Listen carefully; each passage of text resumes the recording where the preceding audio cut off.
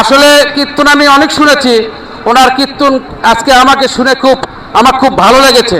এই কারণেই উনি বারবার বলছেন ভগবানকে ডাকেন, ভগবানকে কিভাবে ডাকতে হয়। আপনারা ছোট্ট করে আওয়াজ দিয়েছেন, ঠিক কিনা?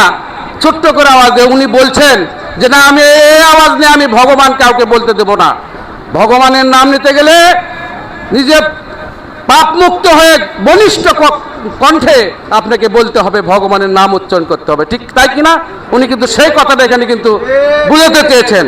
তা আমাদের ওই রকম আমরাও আল্লাহর কাছে প্রার্থনা করি, আমরাও আল্লাহর কাছে দোয়া করি যে আল্লাহ আমাদেরকে তুমি শান্তি দাও, আমাদের জগতে শান্তি দাও, শান্তি দাও, শান্তি দাও। ঠিক আপনারাও সেটাই আজকে দেখালেন।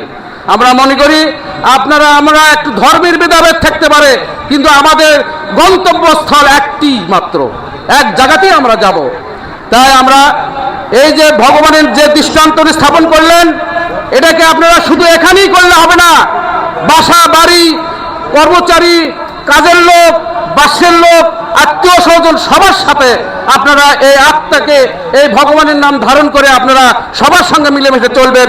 দেখবে যে আমাদের সংসারে শান্তি আসবে ইনশাআল্লাহ। আমি বিনীতভাবে অনুরোধ জানাবো, আপনাদের গ্রামের সন্তান, আমি বেশি কিছু বলতে চাই না। আমি শুধু বলতে চাই আমরা আপনাদের কাছে এসেছি, আসি, আমরা ডাকি না ডাকেন, আমরা এখানে আসি এবং দুটো কথা বলে যাই। আমরা এখানে এই নির্বাচনের হওয়ার পরে আমাদের প্রিয় নেতা দেশনায়ক তারেক রহমানকে আমরা ব্যাপক ভোটে হিন্দু ভাইরা যে সমস্ত যেরকম সাড়া দিয়ে ভোট দিয়েছেন, সেই রকম সাড়া দিয়ে আমার প্রিয় নেতা সেরকম আপনাদের পাশে থেকে কাজ করার চেষ্টা করছে। আপনারা জানেন এই মন্দিরে উনি 4 লক্ষ টাকা বরাদ্দ দিয়েছেন, আপনাদের হরিবাসনের জন্য 1 লক্ষ টাকা বরাদ্দ দিয়েছেন, আবার ওই দুই মন্দিরের জন্য 6 লক্ষ টাকা বরাদ্দ দিয়েছেন।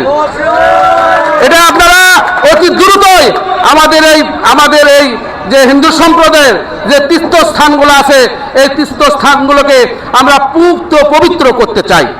আপনাদের কালী মন্দির আছে, আমার নেতার অবগত আছে, ইনশাল্লাহ আগামী দিনে আপনাদের চাওয়া লাগবে না। আপনারা যা করেছেন তার চেয়ে বেশি আমার নেতা করবে বলে আমি বিশ্বাস করি। আপনারা তার পাশে থাকবেন, তার হাতকে শক্তিশালী করবেন এবং আগামী উপজেলা নির্বাচনে তাকে আপনারা ভোট দেবেন। আমাদের গ্রাম থেকে যেন আমরা সবাই আমাদের প্রিয় নেতাকে ভোটটা দিতে পারি, এই আশাবাদ ব্যক্ত করে সবার সুস্বাস্থ্য দীর্ঘায়ু কামনা করে এবং আজকের এই হরিবাসরের লীলা কীর্তনের সার্থকতা কামনা করে আমার গ্রামবাসীকে বলতে চাই, আপনারা এই হরিবাসর প্রত্যেক বারে অনেক টাকা খরচ করে আপনারা হরিবাসরগুলো করেন, এই হরিবাসরের সার্থকতা যেন থাকে, এই আশাবাদ ব্যক্ত করে সবার সুস্থ দীর্ঘায়ু কামনা করে আমি আমার কথা বলা শেষ করলাম। সবাইকে ধন্যবাদ। আসসালামু আলাইকুম।